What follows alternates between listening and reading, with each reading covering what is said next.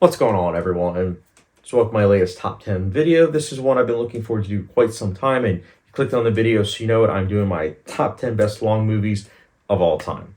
Now keep in mind I'm filming this video on March 9th of 2025, so these are my thoughts as of said filming date. And yeah, one of the things that made me decide to do this video was that every now and then I'll hear people say, oh my goodness, movies have gotten so long and everything, and I always have to roll my eyes in the back of my head and remind myself that many people are not really interested in film history. Most people think about the here and now, which I totally understand. But the reality is that if you look back at film history, there used to be a genre called the epic genre. And in this genre, it wasn't just because of the scope as to why it was called epic. It was also because of the length. Think of film like Gone with the Wind, where it is a massive scope, but at the same time, it's close to 4 hours long. And it does have an overture, it does have an intermission. So again, that film came out 85 plus years ago. So this, again, idea that all of a sudden films have now gotten longer is kind of like, no, not really. You can say, though, that films have gotten long and they just don't have an intermission, which, again, I am hoping that at some point we do get intermissions back because it is nice, but that's hearsay. The reality is, this video, there are going to be a lot of films I'm talking about that came out pre-2000, not in the 2020s. So just wanted to throw that out to you guys, and yeah, I'm all about the facts. So that being said, this video is going to be subjective because at the end of the day, your list is going to be different from mine, and that's what's great about film as an art form. So I'm looking forward to seeing what your list is going to look like in the comment section down below. Now for me, my criteria are two things. One, the film has to be at least 180 minutes long or longer. That's right, 3 hours or longer. So if a film was like 2 hours and 58 minutes or 59 minutes, decided not to include that. So a film like The Wolf of Wall Street at 2 hours and 59 minutes, did not include that. The other criteria is that this is theatrical cut. And the reason why I did this is because I'm thinking about you as viewers. A lot of times films that have director's cuts, they're not readily available on streaming. It's specifically just physical media. And for myself, as you see, I am a physical media collector, but if I recommend to you guys, let's say Watchmen 2009, and I say the director's cut, well, you might not have that readily available versus the theatrical cut is readily available, and that is not 3 hours long. It's only the director's cut. So I decided not to include any director's cuts. So it is a shame because a film like Watchmen or a film like Amadeus will not be included for those reasons. So just theatrical cuts across the board. And I'm also going to give you guys 5 honorable mentions, going from the one that was furthest from making my top 10 to the one that was so close on the cusp of making my top 10, and then giving you guys from 10 to 1, with my number 1, of course, being my favorite long movie. So sit back. Maybe there'll be an intermission. We'll see. But guys, I appreciate the support. And yeah, enough exposition. Let's get started. So kicking things off, we have Malcolm X. This is a film I saw only once, immediately picked up on Blu-ray, and I've been going back and forth on if I'm going to buy the 4K Criterion. I probably will, which is why I haven't, taken the shrink wrap off this Blu-ray. But yeah, this is a great film. I think the performances are great. I absolutely love Denzel Washington as Malcolm X. It's also a film that's very well directed, and I never felt the length while watching this film, which is a huge positive for this film. So I think it's a must-see for everyone. It's very historical and just, again, a really, really important film, and that's why I have it as an honorable mention. Next honorable mention, this is one that I don't own just yet because it hasn't hit physical media just yet, but once it does, I will probably pick it up because I loved this film, and that is The Brutalist.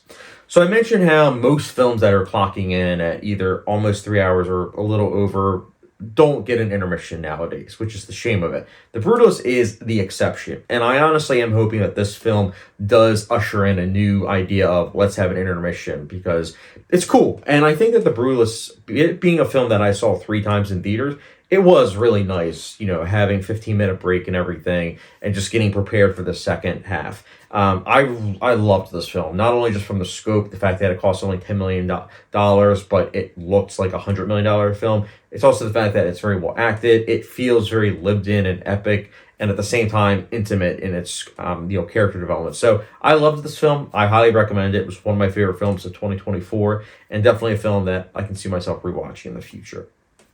So yeah, that was an honorable mention. Next honorable mention, this is a film I'm going to say right away is not for everyone. In fact, it's probably for about 1% of you that are watching this, and that film is Inland Empire.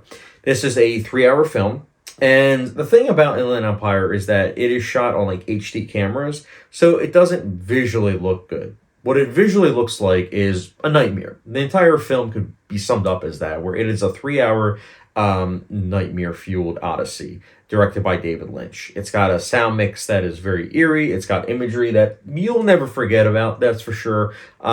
It's not your typical horror film. It is an art house film done by way of David Lynch, and because of that, it just feels very eerie and unsettling. But again, a film that definitely sticks with you. And yeah, I love this film. Next up, we have The Irishman. This film is 3 hours and, let's see, how long is it?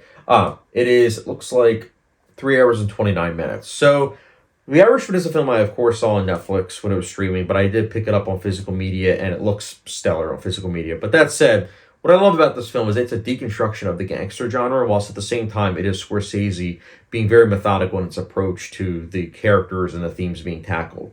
I think the length, for me personally, was very much so warranted, and I do think that it really adds to the depth of the characters. So I love this film. I did not feel the runtime the slightest, and that's why I have it as an honorable mention. Last honorable mention, we have Judgment at Nuremberg. So this film is 3 hours and 6 minutes long, and it's a very, very important film. I would say of these last four that I mentioned, this might be the most important one to watch because it really draws you in with its moral ambiguity. And I think that with the characters, the dialogue, the courtroom drama, all these elements make for a gripping experience. That is one of my favorite courtroom films of all time, for sure. But it's also a film that, again, the length, it feels warranted. And also, going back to what I was saying, this film came out in 1961. So, yeah. I love Judgment at Nuremberg. It was so close to making my top 10. But alas, it was, my number 11, technically. But those are my honorable mentions. Let's get started with my top 10. So my number 10, we have Lawrence of Arabia, a film that's clocking in at 3 hours and 46 minutes, and with each subsequent viewing, I find the length to be less and less daunting. In fact, the most recent viewing was when I finally declared it as one of my favorite films of all time. I love Lawrence of Arabia. I think that the scope is massive, the performances are really good, the storytelling is spectacular. It's just a film that overall is very well crafted. Like, if you care about filmmaking at all, this is a film that's must see. Not only that, it is based on a true story, which makes it all the more awe-inspiring. But yeah, this is one of the best films. And yeah, it's clocking in over 3 hours. And it came out, again, pre-2020. So how about that? But remember, all of a sudden, films just now got long. Anyways, that was my number 10. Next up, my number 9, we have Oppenheimer. So yeah, Oppenheimer did come out recently, and it is 3 hours and 1 minute long, and there's no intermission. But you know something? Doesn't really matter. This is a film that has the scope of Lawrence of Arabia, but it has the dialogue of Social Network, JFK. It's exhilarating. I never have felt the length of this film. In fact, this is a film that gets better with each viewing. It is incredible to experience, and Cillian Murphy, as well as all the other cast members, do a great job in terms of the performances, and it's got an unforgettable ending. This is definitely one of the best biopics of recent memory, and yes, I absolutely love Oppenheimer. That's why I have it as my number 9. Next up, my number 8, we have The Green Mile. This is a film that clocks in at, let me check, 3 hours and 9 minutes long. Some places I see 3 hours and 8 minutes long, but from what I've seen, it's 3 hours and 9 minutes. But yeah, this is a film that came out in 1999, and in my opinion, it has some of the best casting I've ever seen. The cast is spectacular. I think every performance does an incredible job, but it's not only just that, it's that you really get to know and care for these characters. And that's why the 3 hours and 9 minute runtime, I really never felt the length watching this film, because I just feel so drawn to everything that's going on screen. So again, this is one of the best examples of a 3+ hour film that feels warranted. So I love The Green Mile, and if you've been sleeping on this film because you see the length, please change that. Watch this film right away. Love this film. So that was my number 8. Next up, my number 7. This is a film that also came out in 1999 and is also one of my favorite films of all time, and that is Magnolia. So Magnolia clocks in at 3 hours and 8 minutes. Yes. But I've seen some places say 3 hours and 9 minutes. So similar to Green Mile, it really depends on where you're looking at. But anyways, Magnolia is a film that I'll never forget the first time I saw it, because the opening 10 minutes immediately hooked me in. Now, there are some times, I believe it's the middle, where I felt the length a little bit upon my first couple of viewings, but each subsequent viewing, I didn't feel the length, and I was just drawn by all the drama that was occurring on screen. But not only that, these bunch of characters are fascinating to me. They are so delicate, but at the same time, so intriguing, and love the performances, love the ambition. Paul Thomas Anderson did this at such a young age, and it's just truly awe-inspiring. And yeah, I love Magnolia. If you've been sleeping on this film, highly recommend you watch it because it is a must-see by everyone.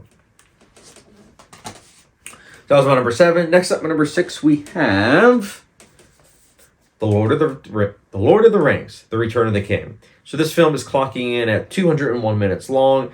And yeah, the sequel is just to give you, I mean, the first and second, I should say, to give you guys an idea. The Fellowship of the Ring was 2 hours and 58 minutes. And the second one, The Two Towers, was 2 hours and 59 minutes. So I couldn't include either of those. So The Return of the King, I was able to, though, because it's, again, 3 hours and 21 minutes. But yeah, I love Return of the King. At one point, it was my favorite film of all time. But what I love about this film is that not only is it an epic, a modern-day epic at that, it's a fantasy film, it's an action film, it's a war film. It's so many genres that seamlessly blend together because of the characters, the drama on screen, the storytelling. Everything comes together to make for a very ambitious film that never outstays its welcome. In fact, there are extended editions that some people say are even better. For me, I've always loved the theatrical cuts more so, and yeah, I love Lord of the Rings: Return of the King. That's why I had to include on this list as my number 6.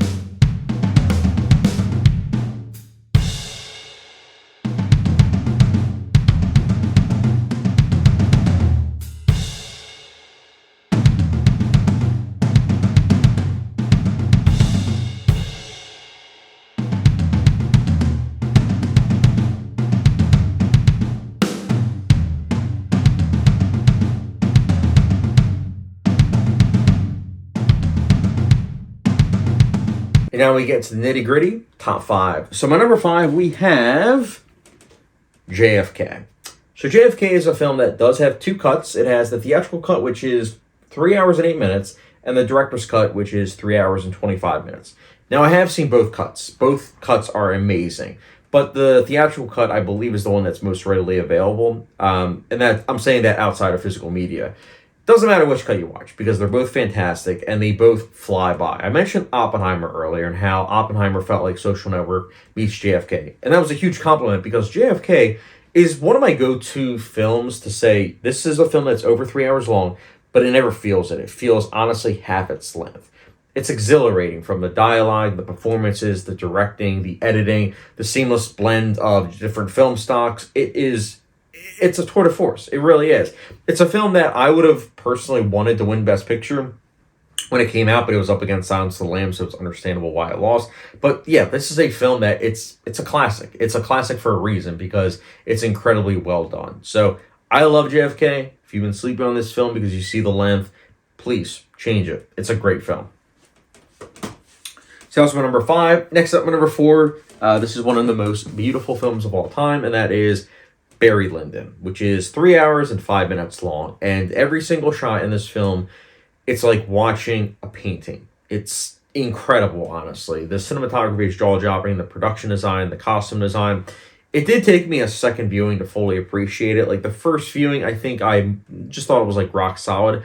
But on second viewing, that's when it, hit me. Holy cow, this is a masterpiece. So I will say this, some people might feel the pacing a little bit, but I do think that for more mature, audience members, I think you'll really, really appreciate this film. Not only in terms of how historically authentic it feels, but also just how incredible the filmmaking is. So some audience members might balk, but again, if you love filmmaking, if you love, a story that focuses on one person that might not necessarily be quite likable, but, still has an arc where it's like, oh, wow, this is the film for you. I love Barry Lyndon. I think it's an incredible film. And yeah, turns 50 this year. Next up, my number 3, we have The Godfather, Part 2. So The Godfather Part 2 is 3 hours and 20 minutes long, and it does have an intermission, which is nice. This is a film that is one of the best sequels of all time. And it's not only just because of the characters and the ambitious storytelling, it's also because the film feels so lived in. It's got a great production design, great cinematography, fantastic score. Just a film that feels very lived in is important for a film like this because, again, you look at the runtime and you're like, okay, is this going to be okay? And it's like every time you watch it, you're like, yeah, this is great. I would not change a single thing about this film. It's perfect. Every single minute is not wasted. Every single minute is important to not only the story, but the characters and just the filmmaking as a whole is something that is very symbolic and just is something that you can break down, scene by scene. And there's just so much to read into. So I love The Godfather Part 2. It's one of my favorite films of all time. And it's a film that, again, the runtime, I never felt it. It's amazing. So that was my number 3. Next up, my number 2, we have a gangster film that, in terms of runtime, it's a little bit longer, but I also like it a little bit better. And yeah, my number 2, we have Once Upon a Time in America. Now, this might bring some debate because I know what some of you are thinking. Wait a minute, the American cut was like 2 hours and 18 minutes. But I look on the physical media and I do see that the actual cut is 3 hours and 49 minutes. And that's the version I've always seen. And I think that's the one that's readily available. So for me, I was like, you know what? That's why I'm going to let this slide and say, yeah, it's okay because I'm seeing the theatrical cut literally on here saying that it's the theatrical cut and it's 3 hours and 49 minutes. The extended director's cut, though, is 4 hours and 11 minutes. As the film in this video, I've not seen that version. I've only seen the 3 hour and 49 minute version.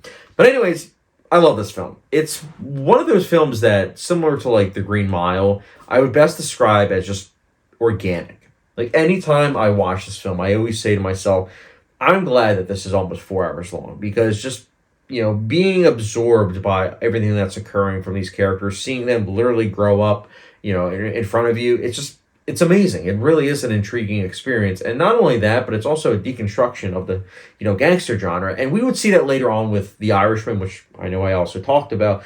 But here it feels so saddening, especially. And it's also Sergio Leone doing an incredible job, has a great score. And it's a film that also can be read as many different ways, like many different interpretations, specifically the ending. So it's a film that, it's one that I've seen many times, and there hasn't been one single time where I said to myself, you know what, I would have cut it down. If anything, part of me wants to check out the extended director's cut just out of curiosity because, again, I love these characters and I love the storytelling of this film so much. So we'll see if I decide to watch that down the line, though, the extended cut that is.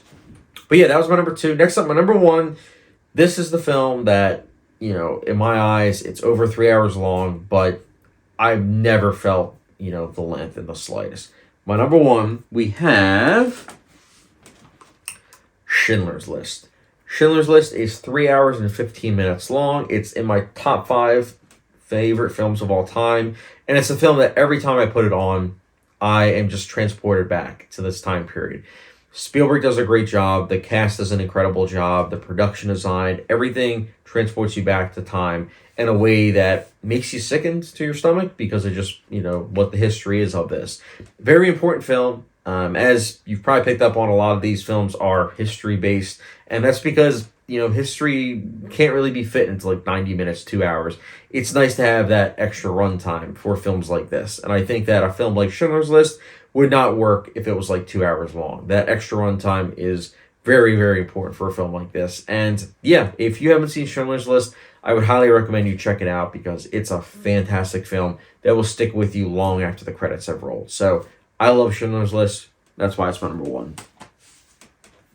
But yeah, guys, that's my top 10 best long movies of all time. Let me know yours in the comment section down below. I look forward to seeing, yours in the comment section down below. And if you haven't done so already, be sure to follow me on Patreon, Letterboxd, subscription, notification bell, and I will catch you guys later.